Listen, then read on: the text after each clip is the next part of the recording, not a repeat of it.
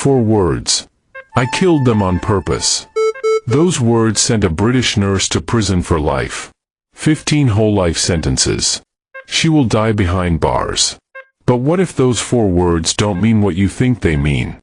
7 babies dead. 1 nurse convicted. Case closed.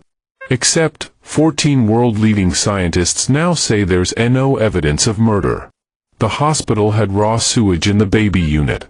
Her own lawyers called 0 expert witnesses. And 3 hospital executives have been arrested for the same deaths. This isn't just a true crime story. This might be the biggest cover-up in British legal history.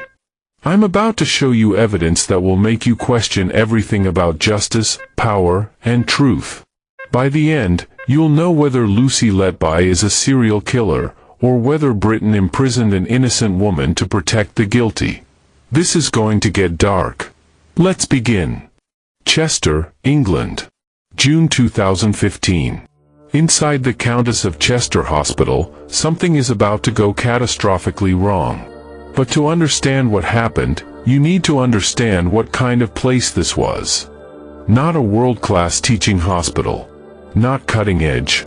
Just a regular district hospital serving a regular English city. The kind of place where local families have their babies.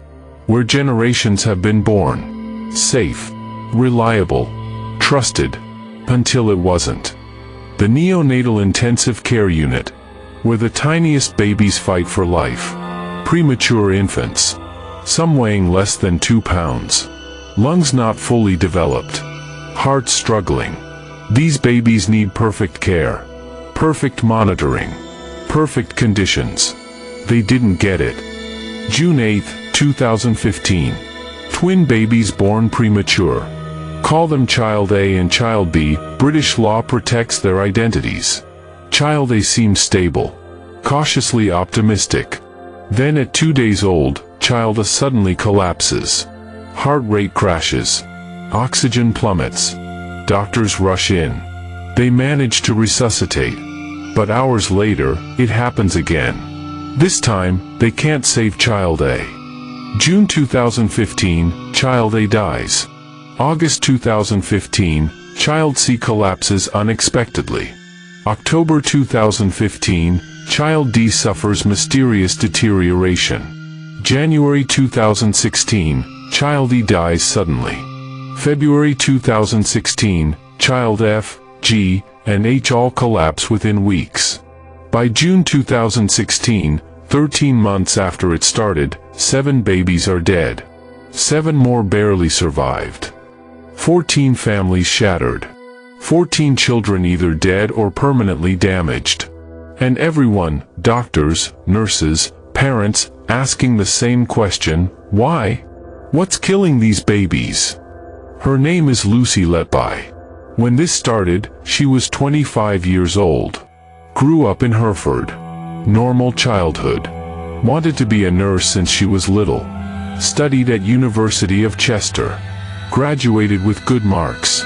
Started working at Countess of Chester in 2012. By all accounts, competent. Conscientious. Hardworking. Picked up extra shifts. Colleagues liked her. Parents praised her. She sent sympathy cards when babies died. Attended funerals. Searched for families on Facebook to see how they were coping. To everyone who knew her, Lucy seemed like an angel. But in April 2016, consultants at the hospital noticed something. They were reviewing the spike in deaths and collapses. Looking for patterns. Medical causes. System failures. And they found a pattern. Not medical. Human. Every single time a baby died or suddenly collapsed, one name appeared on the duty roster. Lucy Letby. Every time. June 2016. Hospital management makes a decision. They remove Lucy from frontline duties. No more direct patient care. They move her to administrative work. They don't tell her why. Not at first. Just that there are concerns. Lucy is confused. Devastated. What did she do wrong? July 2016. They call the police. Operation Hummingbird launches. One of the biggest investigations in Cheshire police history. Their target, Lucy Letby. Their theory, she murdered babies. Multiple babies. In one of the most horrifying crime sprees Britain has ever seen. For 2 years, police investigate. Medical records. Staff interviews. Timeline construction. And they find an expert witness willing to say what they need to hear. His name is Dr. Dewey Evans. Retired pediatrician. 73 years old. Hasn't practiced in 15 years. And he's about to become the most important person in this entire case. Dr. Evans reviews about 30 cases. And he reaches a conclusion: these babies were murdered. Deliberately harmed. The method? Injecting air into their bloodstreams. Air embolisms that caused sudden collapse and death. And the killer? Based on shift patterns and timing, it had to be Lucy Letby. We'll come back to that. First, you need to see what happens next. July 3, 2018. Early morning. Police knock on Lucy Letby's door. She's been living in limbo for 2 years. Removed from nursing. Under investigation. Not knowing what's coming. Now she knows. Lucy Letby, you're under arrest on suspicion of murder. They search her home. Take her computers. Her phone. Her diaries. Every piece of paper. And they find something. A note. Handwritten. Rambling. Contradictory. And devastating.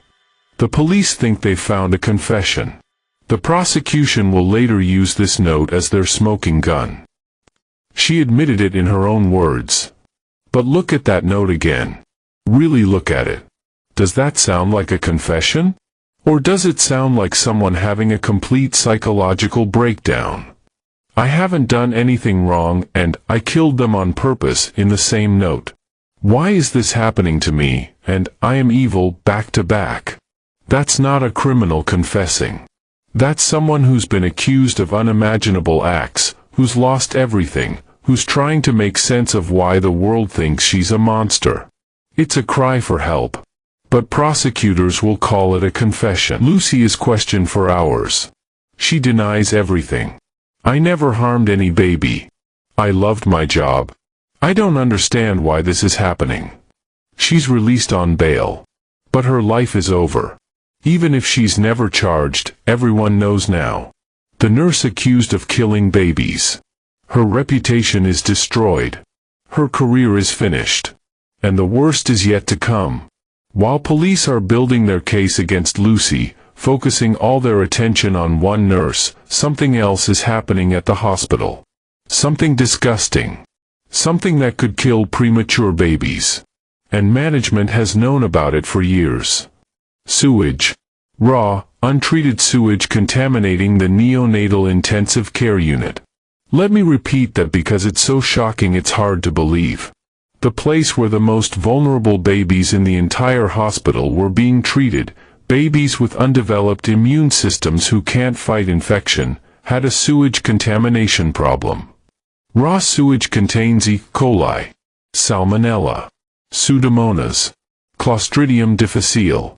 For a healthy adult, exposure means maybe a stomach bug.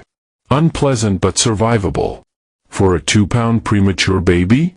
It can be fatal. Sepsis, organ failure, death, and the hospital knew. During the trial, one witness was called by the defense. Just one. A hospital plumber named Bradley Fellows. He described ongoing sewage and drainage problems in the neonatal unit. Problems that persisted for months, maybe years. Problems that were reported but not adequately fixed. That's the question that haunts this case. The defense had expert witnesses. Doctors who reviewed the medical evidence. Neonatologists who disagreed with Dr. Evans. Specialists ready to testify that these babies died from natural causes or medical errors, not murder. And the defense called exactly 0 of them. Just the plumber. Why? We'll come back to that too. But first, here's what you need to understand. When babies started dying, the hospital had a choice. Option 1. Launch a comprehensive investigation. Check for sewage contamination. Test for infections. Review staffing levels. Examine equipment. Look for systemic failures. Option 2. Find one person to blame. They chose option 2. They identified Lucy based on shift patterns. They called the police. They pointed at her. And they never looked back. They never conducted comprehensive environmental testing. Never did a proper root cause analysis. Never seriously investigated whether their infrastructure was killing babies. They found their villain and stopped looking. Tony Chambers, Chief Executive. Salary, over £180,000. Allison Kelly, Director of Nursing. Similar salary. They ran the hospital when babies were dying. They knew about infrastructure problems. They knew about staffing shortages. They knew doctors were raising concerns. And they chose to blame a nurse earning £35,000 rather than take institutional responsibility. February 2023. For years after Lucy's arrest. 2 years after her conviction. 3 hospital executives are arrested. Not for helping Lucy. For corporate manslaughter by gross negligence. For their own failures as managers. For presiding over systemic problems that killed babies. Arrested. But never charged. They're free.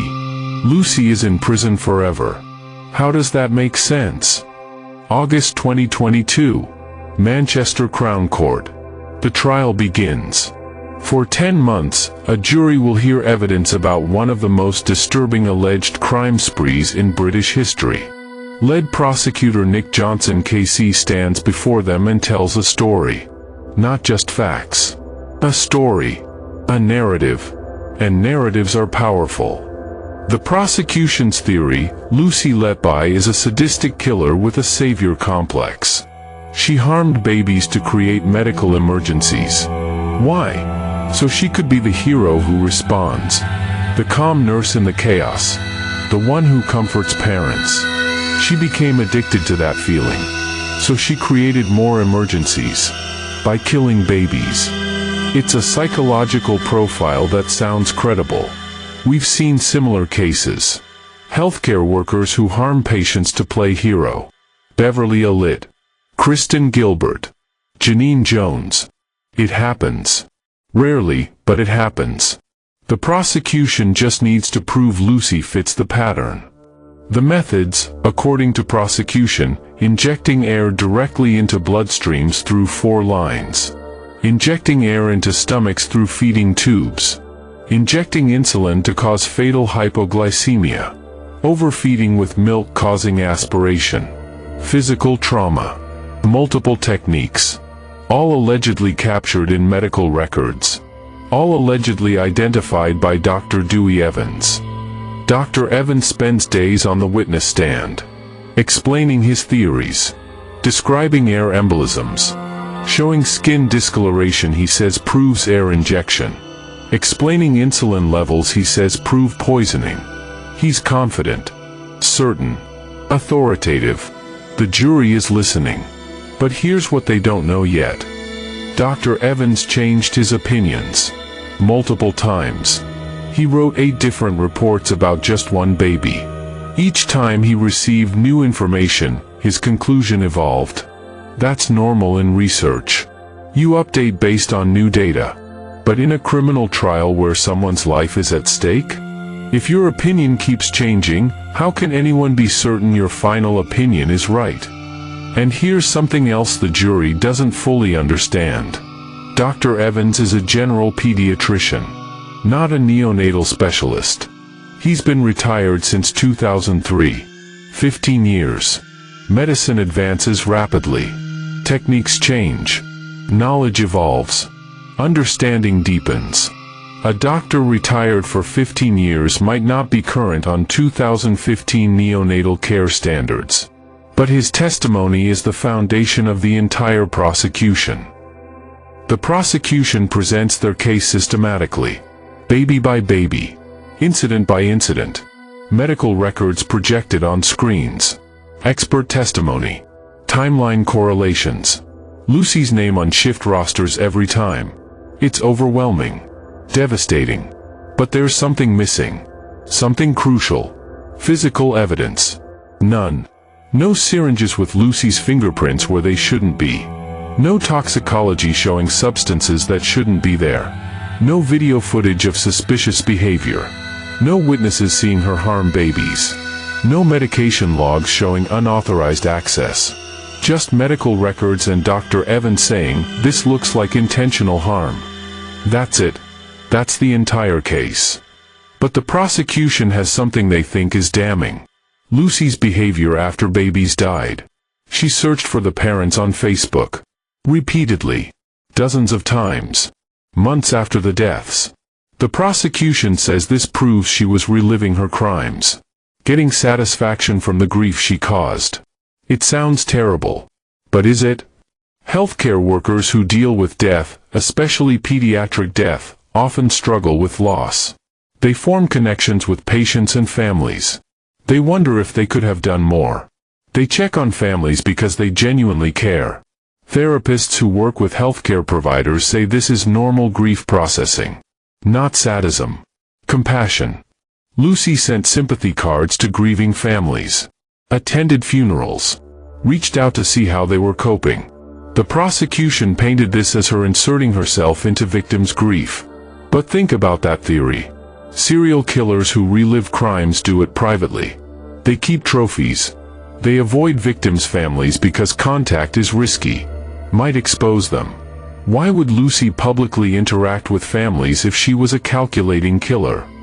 Beverly Alit, the British nurse who murdered children in 1991, didn't attend funerals. Didn't send cards. Didn't maintain Facebook contact. She moved on because victims meant nothing to her. That's how psychopaths behave. No empathy. No connection. No grief. Lucy's behavior is the opposite. It looks like genuine caring. But the prosecution says it's performance. The jury has to decide. Now we come to the most inexplicable, most controversial, most potentially criminal aspect of this entire case. The defense strategy. Or the lack of one. Lucy's lead barrister was Ben Myers, KC, experienced. Respected. He'd handled major cases. He had expert witnesses lined up. Dr. Michael Hall, consultant pediatrician. Reviewed the cases. Disputed Dr. Evans' conclusions. Said there were natural explanations for every death. Ready to testify. And Ben Myers chose not to call him. Not just Dr. Hall. The defense had multiple experts. Neonatologists. Pathologists. Statisticians. All prepared to challenge the prosecution's medical theories. All prepared to offer alternative explanations. Natural causes. Medical errors. Systemic hospital failures. And the defense called exactly 0 medical expert witnesses. 0. Legal experts watching the trial were stunned. One called it inexplicable. Another said, potentially negligent. The BBC's investigative reporters later wrote that it symbolized the flawed nature of the trial. Because without expert witnesses to challenge Dr. Evans, the jury only heard one side. The prosecution's story became the only story. There are theories. Maybe Ben Myers thought the prosecution's case was so weak it would collapse on its own. But that's a huge gamble. Maybe he worried that calling experts would open them up to damaging cross-examination. But that's what trials are. Or maybe, and this is the darkest theory, there was pressure not to aggressively pursue the hospital liability angle. Medical malpractice lawyers need good relationships with NHS trusts for future cases. If Lucy's defense team aggressively argued the hospital's infrastructure killed these babies, they'd make powerful enemies. Hospital insurers. NHS administrators. Medical establishment. They might never work in medical law again. But if they mount a token defense, lose quietly, everyone maintains their relationships. Except Lucy. Lucy testified in her own defense. 4 days. She denied everything. I never harmed any baby. I loved my job. I don't understand why this is happening to me. Under intense cross-examination, she maintained her innocence. But without expert witnesses to support her version, it was her word against Dr. Evans and the prosecution's narrative. One voice against the system. Put yourself in the jury's position. The prosecution has told you a detailed, coherent story. They have an expert saying babies were murdered. They have this nurse present every time. They have her Facebook searches. They have that note with, "I killed them on purpose."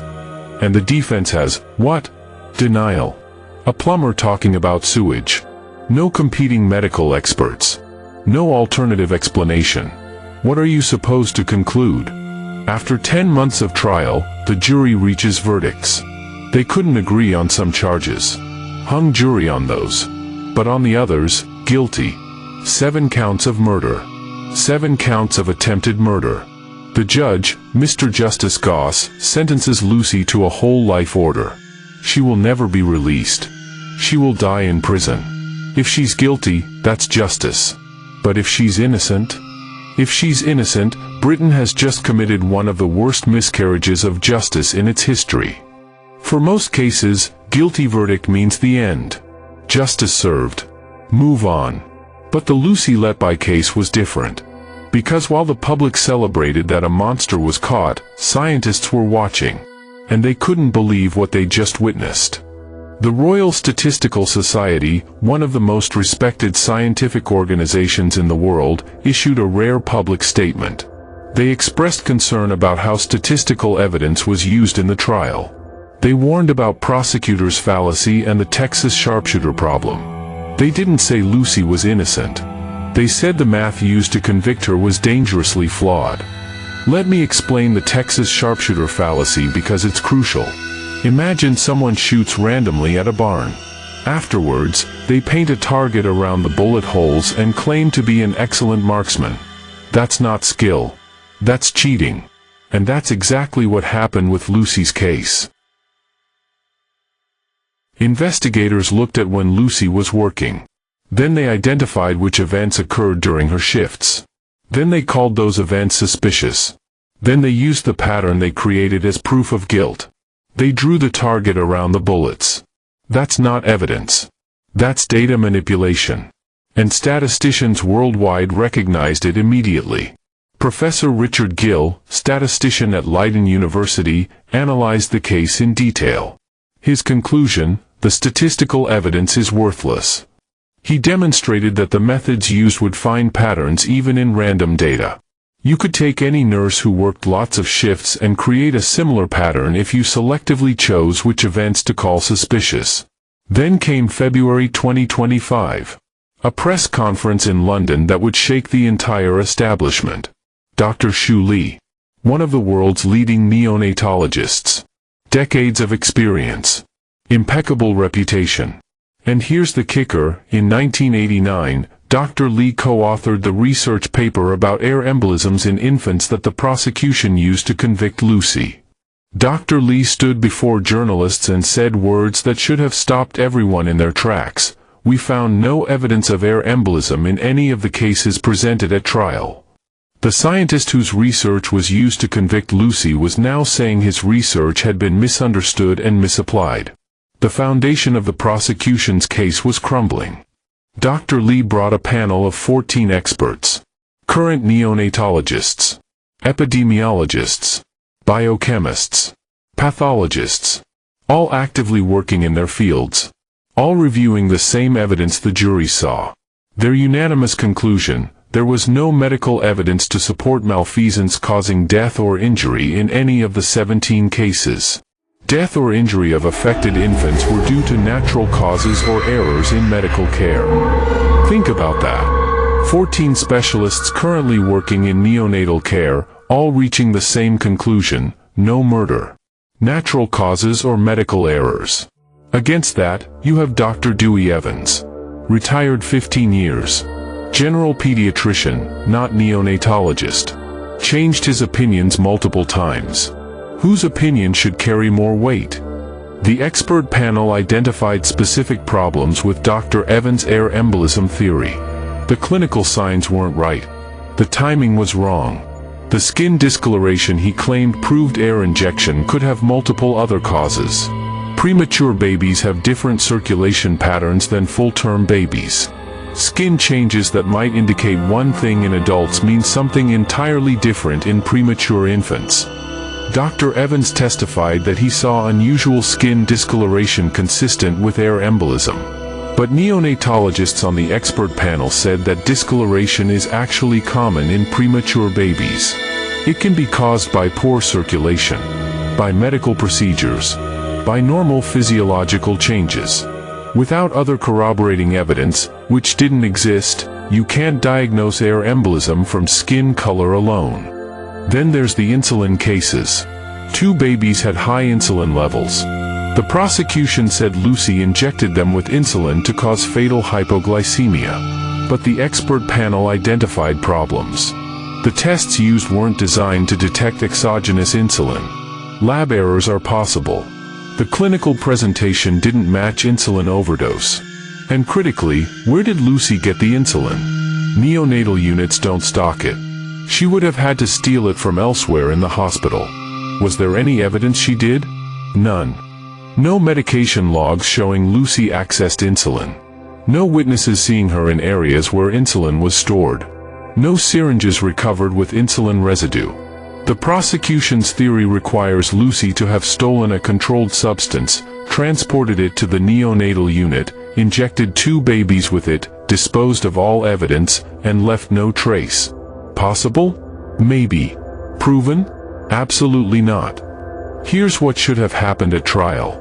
The prosecution calls Dr. Evans. He explains his air embolism theory. Then the defense calls Dr. Shu Li, the man who wrote the research paper Dr. Evans is citing. Dr. Li explains why Dr. Evans misunderstood the research. He explains why these cases don't show air embolism. He offers alternative explanations. The prosecution asks about insulin. The defense calls an endocrinologist who explains the tests used can produce false positives. Explains that the clinical presentation was inconsistent with insulin poisoning. Explains that without evidence of Lucy accessing insulin, this theory is speculation. The jury hears both sides. They can make an informed decision. But that's not what happened. The jury heard Dr. Evans' theories unchallenged by any medical experts. They heard air embolism and had no reason to doubt it. They heard insulin poisoning and had no reason to question it. They were given one story and asked to believe it. That's not a fair trial. That's a show trial. In 2024, Lucy got new representation. Barrister Mark MacDonald. He's brought the fight the original defense should have mounted. He assembled 26 experts. Compiled over 1,000 pages of evidence. Expert reports, statistical analyses, documentation of trial failures, hospital infrastructure problems, alternative explanations for every single death. February 2025. MacDonald submitted everything to the Criminal Cases Review Commission, Britain's body for investigating potential miscarriages of justice. They have the power to send cases back to the Court of Appeal. If they find substantial new evidence, Lucy could get a new trial. It's her only hope. And the evidence is compelling. Now we need to talk about something uncomfortable. A possibility that sounds like conspiracy theory but might be the most logical explanation for everything that happened. What if Lucy Letby was deliberately chosen as a scapegoat to protect the hospital from accountability? Start with what we know for certain.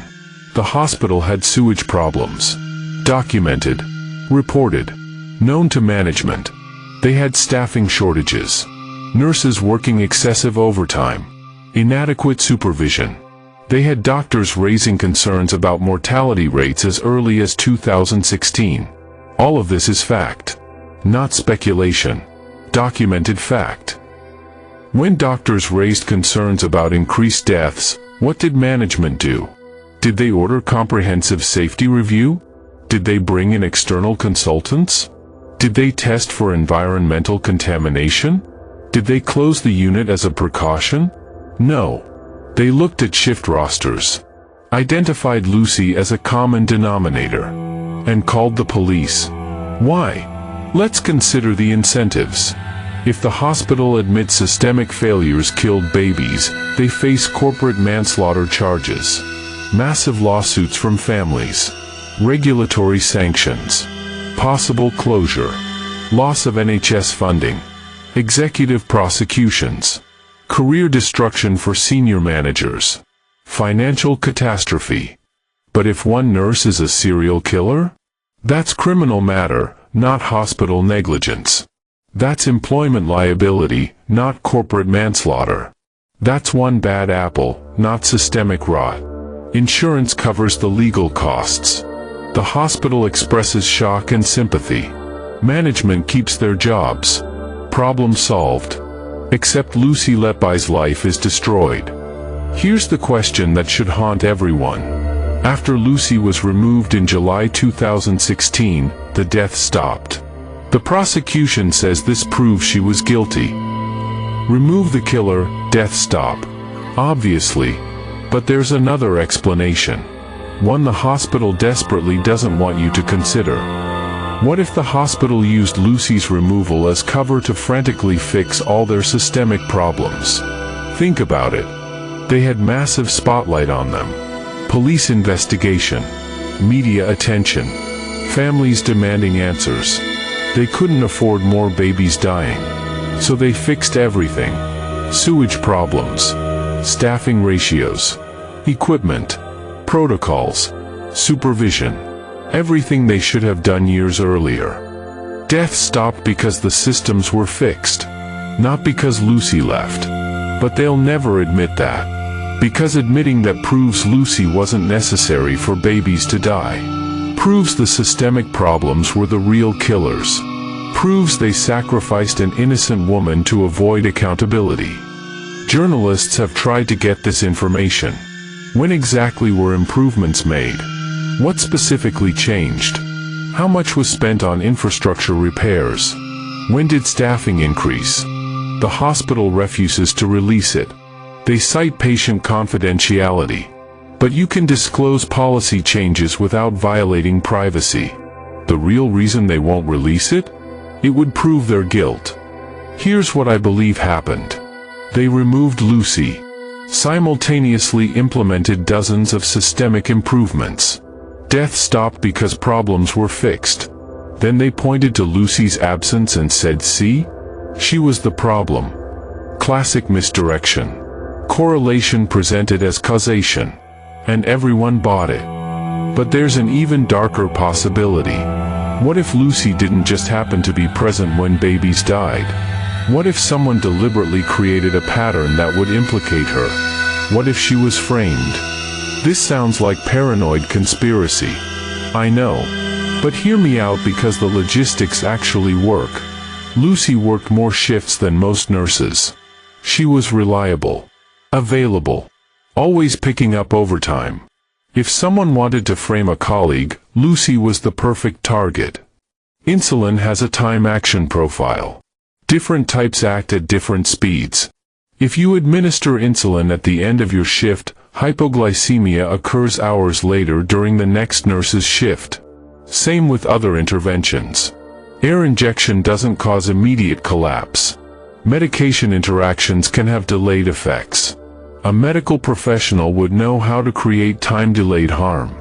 So you harm babies during your shift in ways that manifest during Lucy's shift. She's working so many shifts that the probability of her being present when your harm manifests is very high. After multiple incidents, everyone notices Lucy was present every time. Pattern identified. Suspect named. Mission accomplished. You've successfully framed your colleague. Why would someone do this? Professional jealousy, Lucy was well-liked, getting praised. Personal dislike, workplace conflicts we don't know about. Psychological pathology, some people enjoy causing chaos and watching others blamed. Or covering their own mistakes. If you're making errors that harm babies, framing someone else deflects investigation from you. Here's what bothers me. The investigation never seriously explored this possibility. Once they focused on Lucy, they stopped looking at everyone else. Were other nurses' medication access patterns audited? Were their backgrounds checked for previous workplace incidents? Were their personal lives examined for stressors? Were psychological evaluations conducted? We don't know, because that information hasn't been released. That's catastrophic investigative failure. In any real investigation, you don't stop at the first plausible suspect. You investigate everyone with opportunity and access. You look for alternative explanations. You test your theory to destruction. But Operation Hummingbird started with Lucy as the target and never seriously looked elsewhere. That's confirmation bias. That's bad policing. Here's another critical question nobody's asking. If Lucy was murdering babies, how did she do it unchecked for 13 months? 7 deaths. 7 more near misses. All without anyone noticing? That requires answering one of 2 possibilities. Possibility 1. Lucy is a criminal mastermind with capabilities beyond any serial killer in history. She defeated multiple security systems, avoided cameras, left no physical evidence, fooled dozens of colleagues, operated in plain sight in a heavily monitored environment, all while being a mid-level nurse with no special training in deception. Possibility 2. The hospital's safety systems were so catastrophically broken that a mid-level nurse could repeatedly harm babies without detection. No adequate supervision. No proper medication controls. No functioning alarm systems. No effective monitoring. The infrastructure was so dysfunctional that murder was possible. Which is more likely? Criminal genius? Or systemic failure? And if it's systemic failure, which it almost certainly is, then where were the supervisors? Where was management? Where was oversight? Lucy was a Band 5 nurse.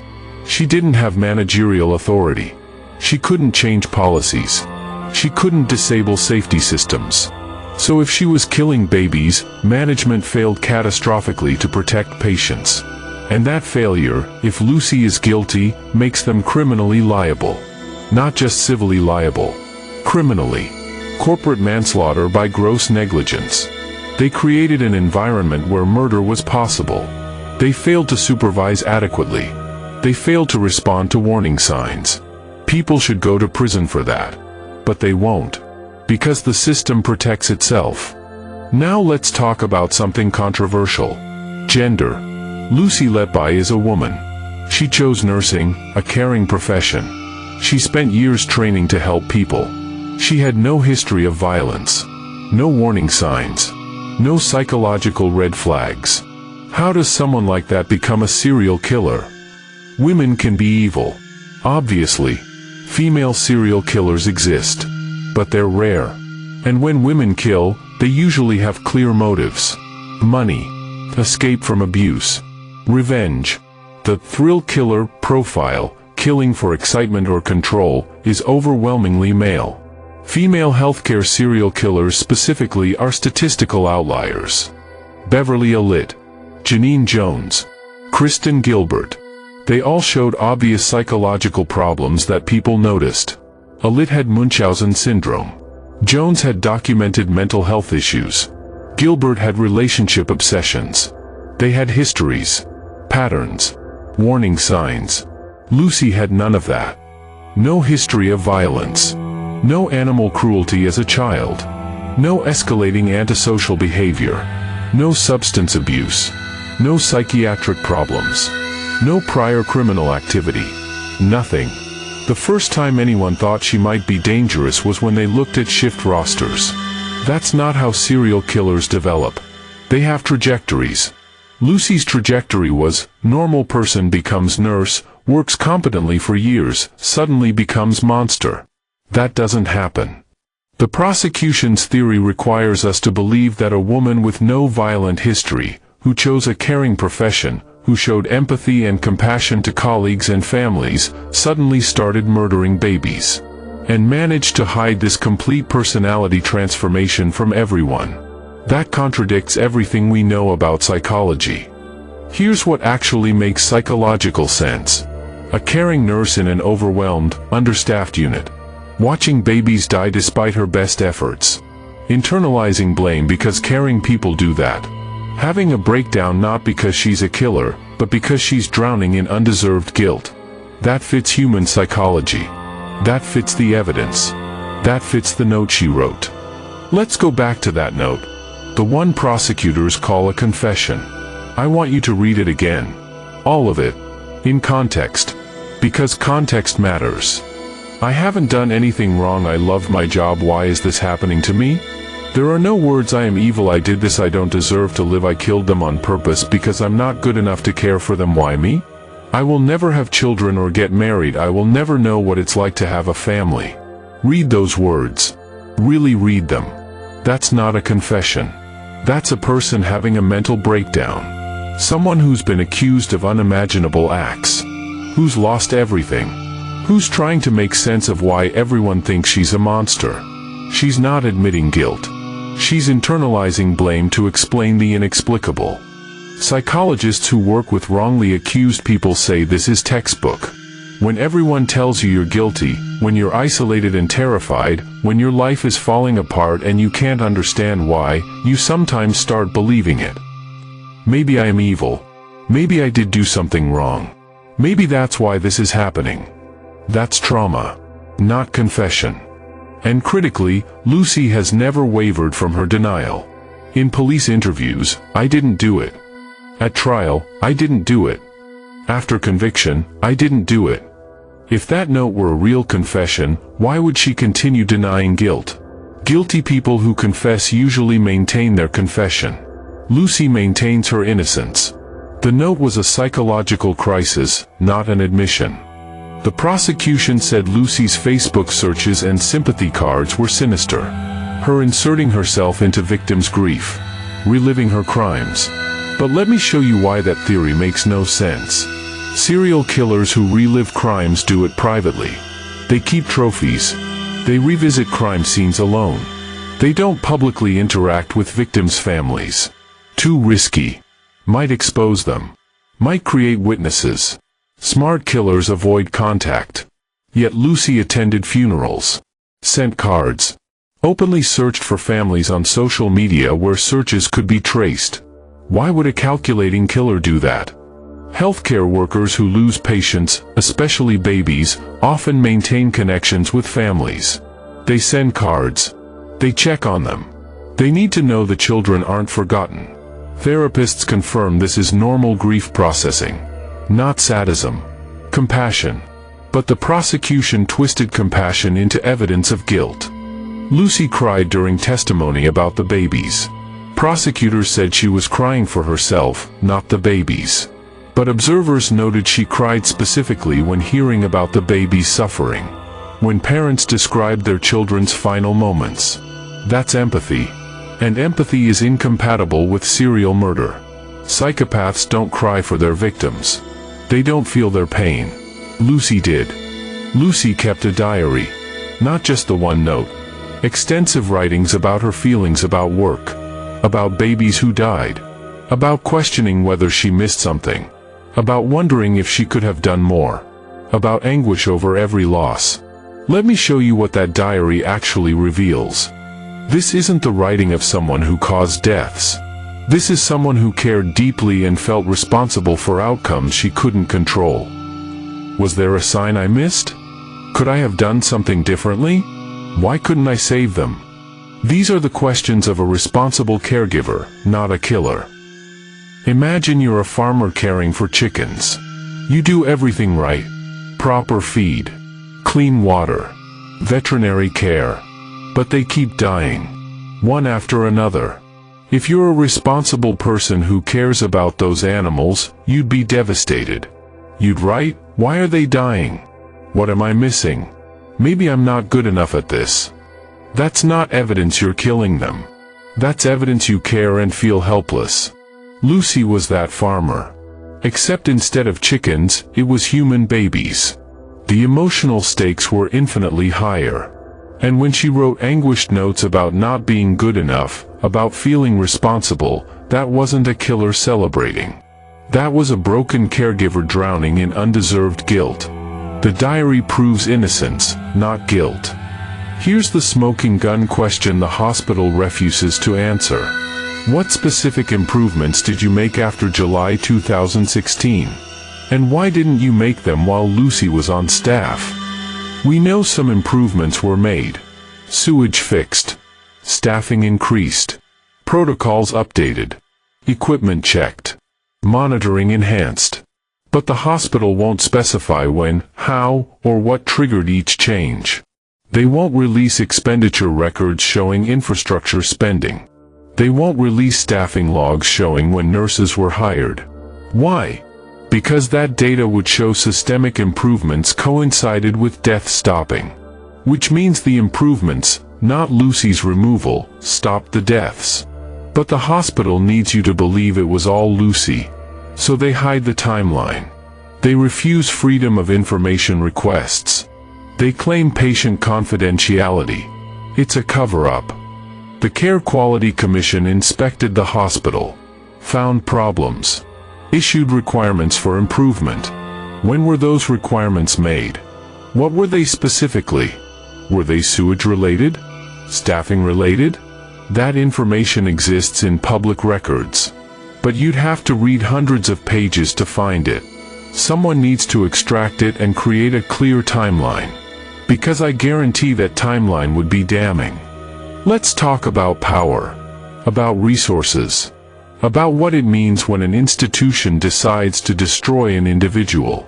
Because that's what happened here. Not justice. Destruction.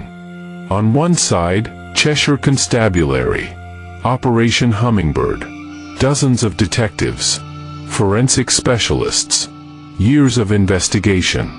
Crown Prosecution Service, team of experienced prosecutors, expert witnesses paid tens of thousands, unlimited time and budget, the full power of the British state.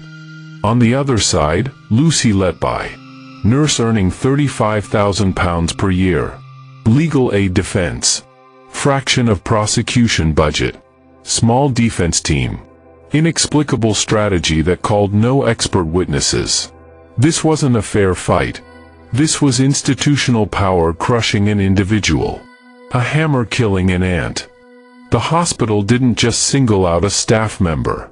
They activated the entire criminal justice system against her. They made a calculated decision, sacrifice one person to save the institution. And it worked perfectly. Lucy is in prison forever. Hospital continues operating. Management faced no real consequences. Executives arrested but never charged. The system protected itself. What should have happened? When babies die at alarming rates, the institution faces its clients, the families, and says, "We failed you. Our systems weren't adequate. Our infrastructure was compromised. We didn't protect your children. We take full responsibility. Here's how we're fixing everything." That's honest. That's just. But it's expensive and embarrassing. Instead, a monster infiltrated our staff. We had no way of knowing. We're victims too. But don't worry, we caught her. Problem solved. Cheaper. Easier. And completely false. Lucy Letby is the ant with no defense. The hammer came down. She was crushed. And the institution points to her crushed body and calls it justice. Let me add my own analytical perspective. Things that trouble me beyond everything we've discussed. First, the statistical impossibility of Lucy being both so careful she left no evidence and so reckless she created an obvious pattern. Serial killers are either organized or disorganized. Organized killers plan carefully. Avoid detection. Leave no evidence. Evade capture for years. Ted Bundy. Dennis Rader. Disorganized killers are impulsive. Leave evidence everywhere. Get caught quickly. Lucy supposedly falls into neither category. She left no physical evidence, suggesting extreme organization. But she created a pattern visible on shift rosters, suggesting zero planning. That's contradictory. That's impossible. If Lucy was sophisticated enough to inject babies with air and insulin, avoid all cameras, leave no fingerprints, fool all colleagues, and dispose of all evidence, she's one of the most skilled criminals in history. But if she's that skilled, why didn't she avoid creating an obvious shift pattern? Why not ensure other people were present at incidents? Why not vary her methods? A sophisticated killer would have done all that. The pattern that convicted Lucy is the pattern a careless, impulsive killer would leave. But a careless killer would also leave physical evidence. Lots of it. Lucy supposedly left none. You can't be both careful and careless. Both skilled and sloppy. Both invisible and obvious. The prosecution needs her to be contradictory things simultaneously. That's not evidence of guilt. That's evidence the theory doesn't work. Second analytical problem, the complete absence of coherent motive. Prosecutors never adequately explained why Lucy would do this. And in a case like this, motive matters enormously. Serial killers have motives. Sexual gratification, financial gain, power and control, delusional beliefs. They always have a why. The prosecution suggested Lucy enjoyed drama and attention. She liked being the nurse who responds to emergencies. She wanted praise. But that theory falls apart immediately. Injustice ignored doesn't vanish, it multiplies. Subscribe to Shadowlens so these stories aren't buried. If you're already with us, you're not just watching, you're one of the unwavering voices pushing the world toward truth. If Lucy wanted attention and praise, there are hundreds of easier ways to get it. Work in emergency room. Transfer to prestigious hospital. Get advanced certifications. Write papers. Speak at conferences. All of those bring attention without risking life in prison. Murdering babies for attention is possibly the highest risk, lowest reward strategy imaginable. It makes no sense. Healthcare serial killers usually have clearer motives. Kristen Gilbert wanted romantic attention from a specific doctor. Janine Jones had Munchausen by proxy, she needed to be the hero saving patients. Beverly Alit had similar dynamics. Identifiable psychological needs. What was Lucy's? She enjoyed it isn't an answer. Enjoyed what? Why? The prosecution never explained. Third problem, timeline makes no sense. Lucy worked at the hospital from 2012 to 2016. For years. The alleged crimes occurred between June 2015 and June 2016. 1 year. What changed in 2015? If Lucy has a psychological compulsion to harm babies, why 3 years of normal work? Serial killers typically start young. Show warning signs. Have escalating patterns. Lucy had none of that. 3 years of competent nursing, then suddenly one of the most prolific baby killers in British history, then stopped when caught. That's not how serial killing works. For someone to suddenly start killing, there's usually a trigger. Major life stressor. Relationship breakdown. Financial crisis. Career disappointment. Psychological break. What was Lucy's trigger in 2015? Prosecution never identified one. She was living with friends. Had romantic interest in a doctor. Career progressing normally. No obvious stressors. So what happened? Here's what does make sense. Nothing changed with Lucy in 2015. Something changed with the hospital in 2015. Maybe infrastructure deteriorated further. Maybe staffing cuts hit hard. Maybe the unit started accepting higher-risk babies. Maybe new cost-saving measures were implemented. Any of those would explain a mortality spike without requiring Lucy to spontaneously become evil.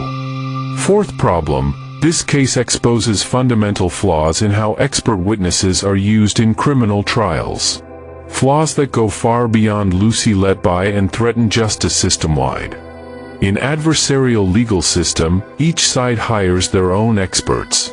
Prosecution experts say one thing. Defense experts say another. Jury decides who to believe.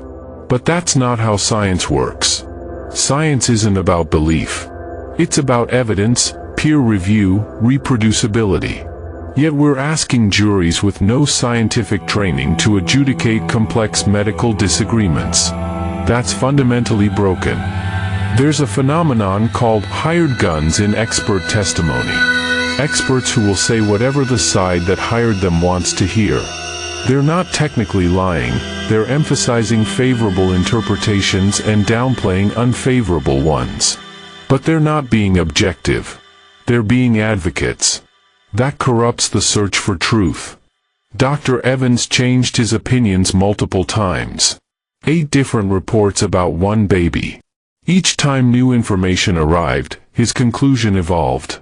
That's good science in research. You update based on new data. But in a criminal trial where someone's life is at stake, if your opinion keeps changing, how can anyone be confident your final opinion is correct? Maybe the next piece of information would change it again. In scientific publishing, papers are peer-reviewed. Other experts examine methodology, challenge conclusions, look for flaws before publication. That didn't happen with Dr. Evans' opinions. He made assertions. Prosecution presented them as fact. Nobody checked them until after conviction. That's backwards. That's how bad science becomes law and innocent people go to prison. Fifth analytical point: if Lucy is innocent, the hospital didn't just make mistakes. They committed serious crimes. Crimes that should result in prosecutions matching or exceeding Lucy's. Corporate manslaughter by gross negligence. If hospital infrastructure and staffing failures killed babies, and management knew about those failures and didn't fix them, that's criminal. Not civil liability. Criminal. Prison time. Conspiracy to pervert the course of justice. If the hospital coordinated to focus investigation on Lucy while suppressing evidence of systemic problems, that's criminal conspiracy. If they pressured witnesses. If they withheld documents. If they manipulated the investigation. That's serious criminal conduct. 5 to 10 years in prison. Malicious prosecution. If the hospital reported Lucy to police knowing or suspecting that systemic failures were responsible, but reported her anyway to protect themselves, that's weaponizing the criminal justice system against an innocent person. That's a crime. That's actionable. Fraud. Against families who were told their babies were murdered when actually they died from hospital failures. Against insurance companies to control liability exposure. Against regulators to avoid sanctions. All potentially criminal fraud. Obstruction of justice.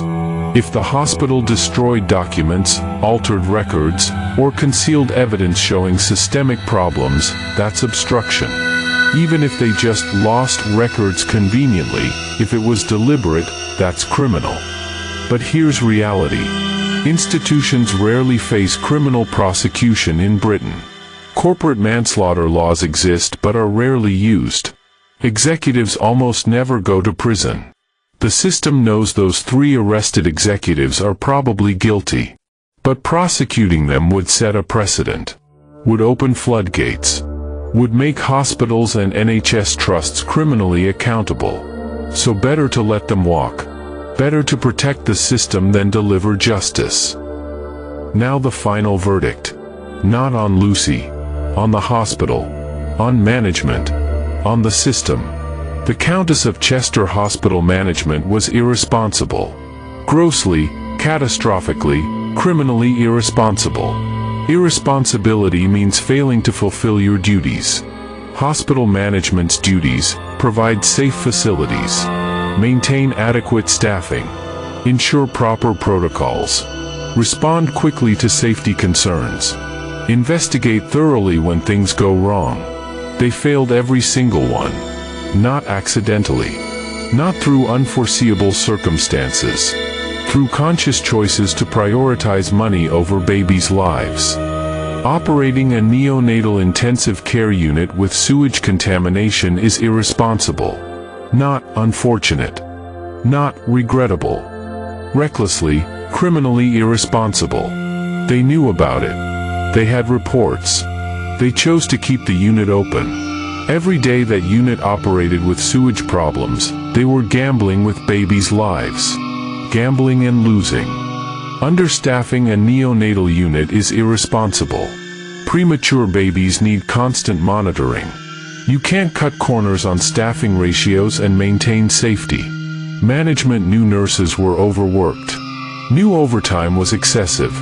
Chose not to hire more staff because it was expensive. They chose money over babies. That's not a budget decision. That's criminal negligence. Failing to conduct comprehensive safety review when mortality spiked is irresponsible. Any competent manager would immediately order root cause analysis, environmental testing, equipment audits, protocol review, external consultation. They did none of that.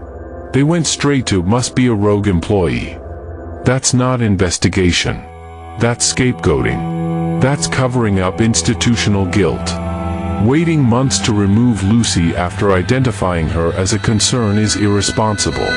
If they truly believed she was murdering babies, every day they waited put more babies at risk. Why wait? Because they weren't certain. They needed to protect themselves legally. So they gathered evidence while babies remained exposed to alleged danger. Putting institutional interests above patient safety. That's the definition of irresponsibility. The hospital management is unaccountable. They have avoided responsibility at every turn. Deflected, denied, delayed, and the system has allowed them to do so. Accountability means accepting responsibility and facing consequences. Who has faced consequences for deaths at Countess of Chester? Lucy Letby is in prison forever. Tony Chambers resigned with full pension. Allison Kelly retired comfortably. They were arrested but never charged. No public apologies. No admission of failure. Where's the accountability? After Lucy's conviction, hospital statement didn't say, "We failed these families." It said, "Justice has been served." That's deflection. They position themselves as victims alongside families. But they're not victims. They're responsible. And they refuse to acknowledge it. Financial accountability. Has the hospital paid compensation for systemic failures? Been fined by regulators? Faced sanctions? No. Continued receiving NHS funding. Continued operating. Continued making money. The institution faced zero financial consequences for presiding over multiple infant deaths. None. Personal accountability. Any executives fired? Demoted? Stripped of certifications? Banned from healthcare management? No. They left on their own terms. With benefits, pensions, professional reputations largely intact. Nobody faced career destruction except Lucy. The powerless employee destroyed. The powerful managers protected. Cultural accountability. Has the hospital publicly examined what went wrong? Published transparent reports? Engaged with external experts? Created mechanisms to prevent recurrence? We don't know. Because they won't tell us. They hide behind confidentiality. Behind ongoing investigations. Behind legal protections. That's avoiding accountability. The hospital management was negligent. Not just careless. Legally negligent. And their negligence rises to the level of criminal conduct. Negligence has 4 elements. Duty of care. Hospitals owe duty to protect patients and staff. Breach of duty. They failed to meet acceptable standards. Causation. Their failures caused harm. Damages. Babies died and families suffered. Countess of Chester Hospital management meets all 4 elements. Textbook negligence. Duty to patients breached by operating unit with sewage contamination, inadequate staffing, insufficient safety protocols. That's clear breach. No reasonable hospital would do that. They fell below minimum acceptable standards. Way below. Duty to staff breached by failing to provide safe working environment, adequate support, proper supervision. If Lucy was deteriorating psychologically, which prosecution claimed, management had duty to notice and intervene. They didn't. They breached their duty to her as an employee. If she was suffering, they abandoned her. If she was killing, they enabled her. Either way, they failed. Causation clear. Sewage contamination created infection risk that may have killed babies. Understaffing created environment where errors were more likely. Failure to investigate allowed whatever was killing babies, whether Lucy or system failures, to continue unchecked. Their negligence caused the deaths. Direct causation. Damages incalculable. 7 babies dead. 7 families destroyed. 7 more babies harmed. If Lucy is innocent, her life destroyed. Communities' trust in healthcare shattered. The damages are vast. And management is responsible. Should be held responsible. Should be in prison for this. This isn't ordinary negligence. This is gross negligence, legal term meaning negligence so severe it shows complete disregard for others' safety. Operating neonatal unit with known sewage problems? Gross negligence. Failing to investigate when mortality spikes? Gross negligence. Waiting months to act on concerns? Gross negligence. It's all there. Documented. Proven. Inexcusable.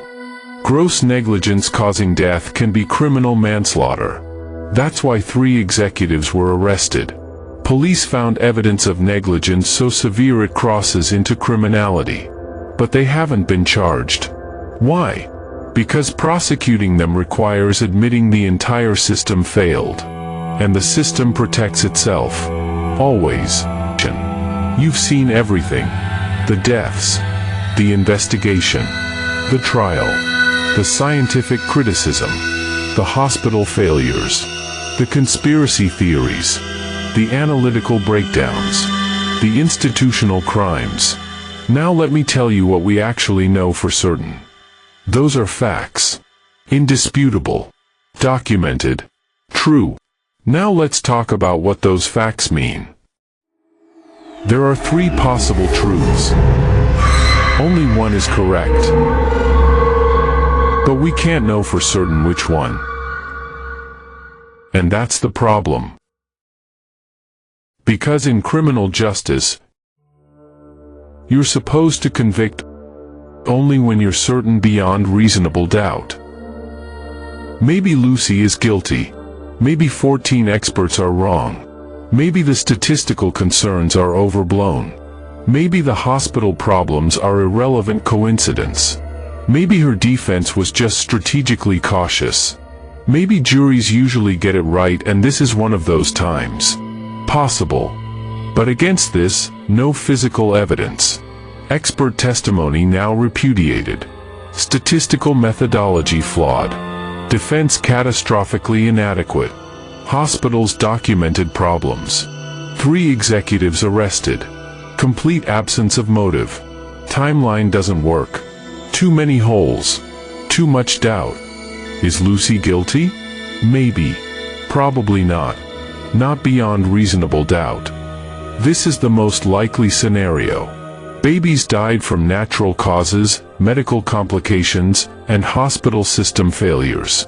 Sewage contamination. Understaffing. Infrastructure problems. Medical errors. Premature babies are fragile. Sometimes clusters of deaths happen. Add failing systems, and deaths become more likely. No murder. Just tragedy and institutional negligence. What supports this? 14 expert neonatologists found no evidence of murder. Sewage documented. Staffing problems documented. Hospital frantically improved systems after Lucy removed, which likely stopped deaths, not her removal. Statistical analysis flawed. No physical evidence of crimes. It all fits. In this scenario, Lucy is a tragic figure. Conscientious nurse in broken system. Watched babies die despite her best efforts. Internalized blame. became scapegoat when institution needed to deflect from its own failures. Her entire life destroyed to protect powerful people from accountability. This is what probably happened. Systemic failure blamed on individual. Institution protected by destroying employee. Darkest possibility. Some babies died naturally. Some from medical errors. Maybe one or two were harmed deliberately. But Lucy was framed.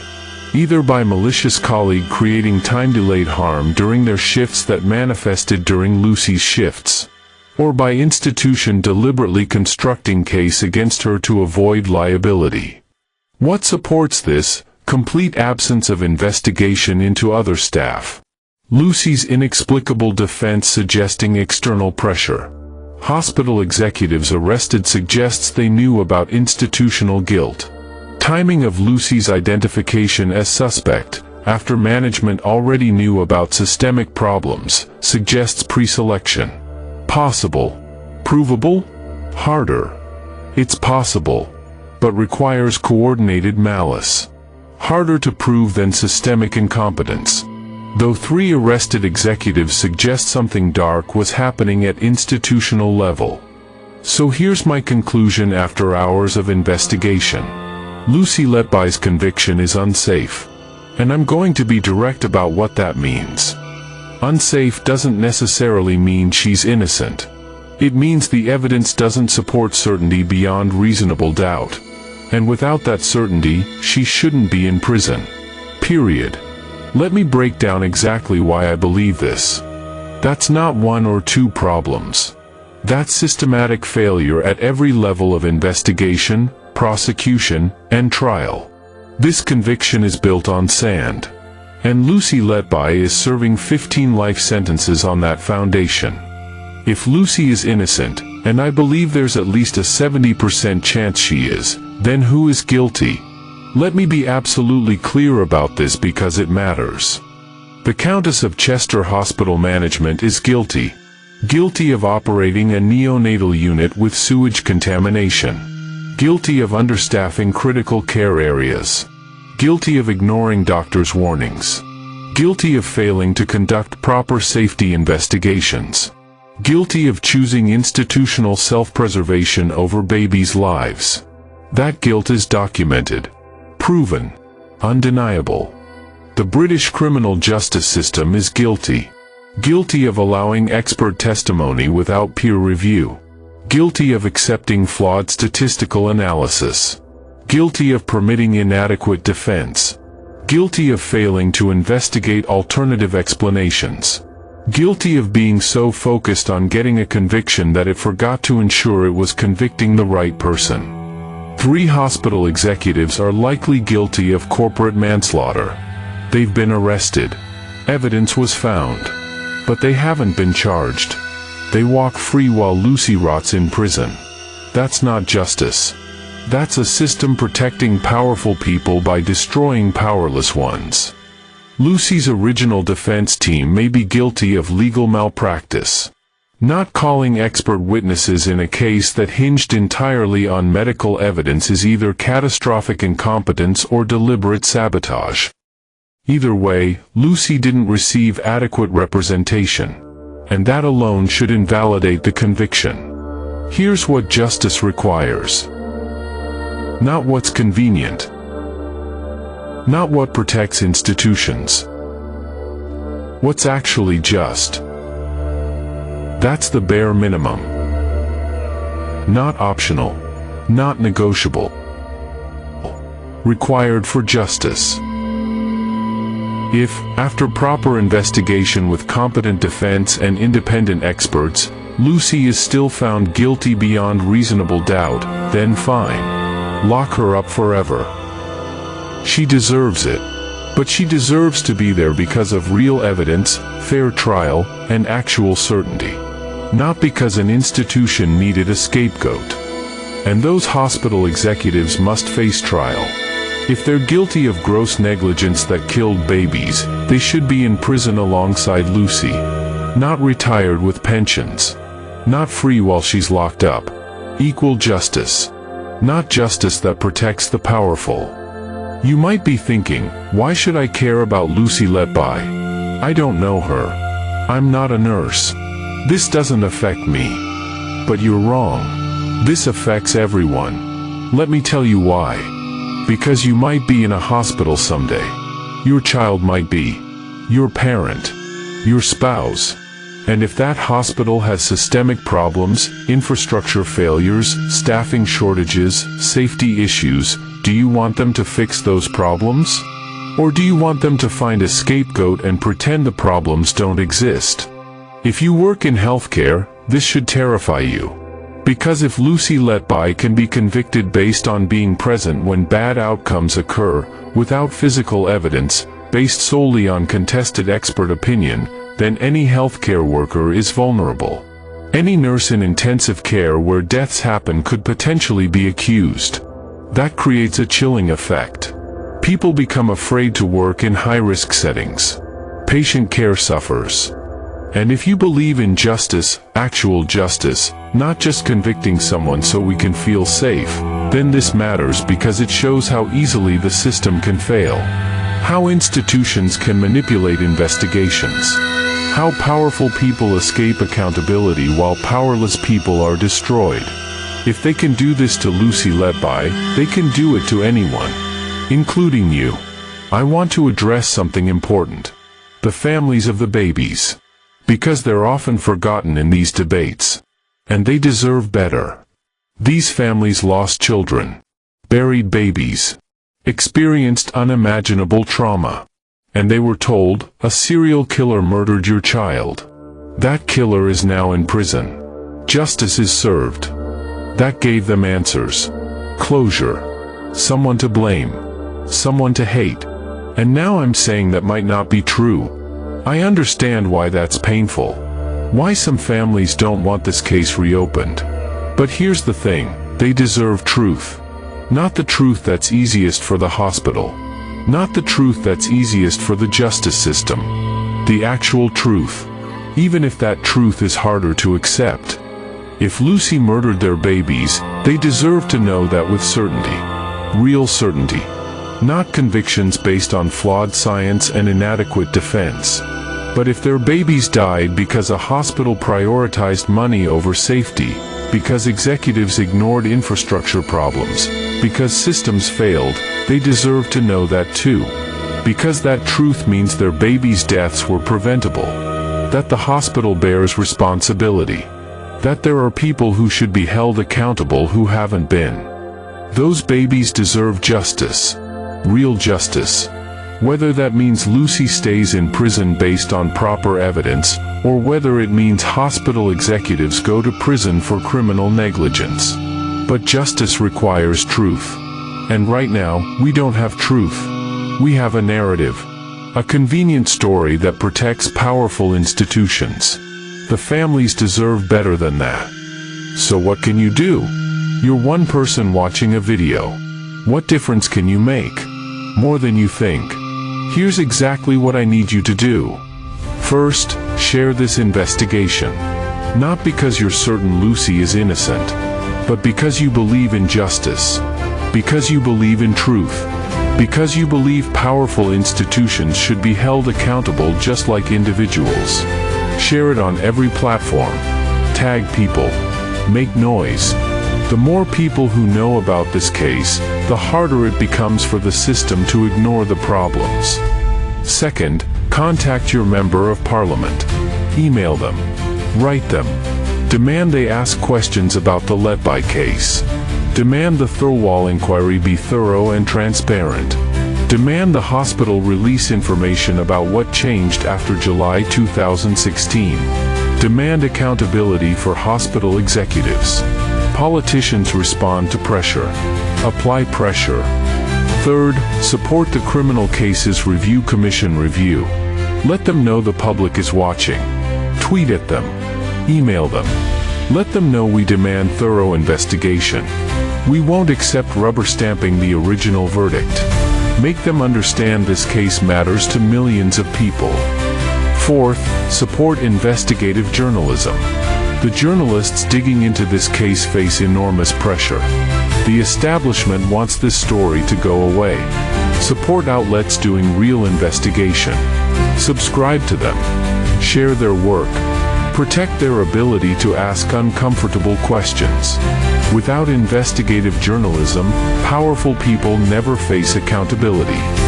Fifth, demand reforms. Right to the Law Society. The Criminal Bar Association. Demand better use of expert evidence in trials. Independent expert panels. Peer review of expert testimony. Better standards for qualifying experts. The Lucy Letby case should be a wake-up call about how badly the current system can fail. And finally, don't let this go. Don't let the system wait until public attention fades and then quietly protect itself. Keep asking questions. Keep demanding answers. Keep reminding people this case isn't resolved. Because that's how things change. Not through one big action. Through sustained, relentless pressure from people who refuse to accept injustice. Let me end by telling you what I personally believe. Not what I can prove in court. What I believe in my gut after months of researching this case. I believe Lucy Letby is innocent. I believe she's a caring nurse who worked in a broken system. I believe she watched babies die despite her best efforts and internalized blame because that's what caring people do. I believe hospital management knew their systems were failing and chose to sacrifice her rather than take responsibility. I believe the police investigation suffered from confirmation bias from day one. I believe the prosecution built a narrative rather than following evidence. I believe her defense was either incompetent or compromised. I believe the jury never heard the full story. I believe the real killers, if anyone can be called killers in this tragedy, are the hospital executives who operated a neonatal unit with sewage contamination, inadequate staffing, and failed infrastructure. I believe they knew babies were at risk and chose not to fix the problems because it was expensive. I believe they killed through negligence, not malice. But they killed nonetheless. And they should be in prison. I believe the British justice system failed catastrophically. I believe it allowed flawed science, bad statistics, and inadequate defense to convict an innocent woman. I believe it protected institutional power at the expense of individual justice. I believe it created a precedent that threatens everyone who works in healthcare and everyone who believes in fair trials. And I believe if we don't fix this, if we don't overturn Lucy's conviction, prosecute the hospital executives, and reform how expert evidence is used, then this will happen again. Another person will be sacrificed to protect another institution.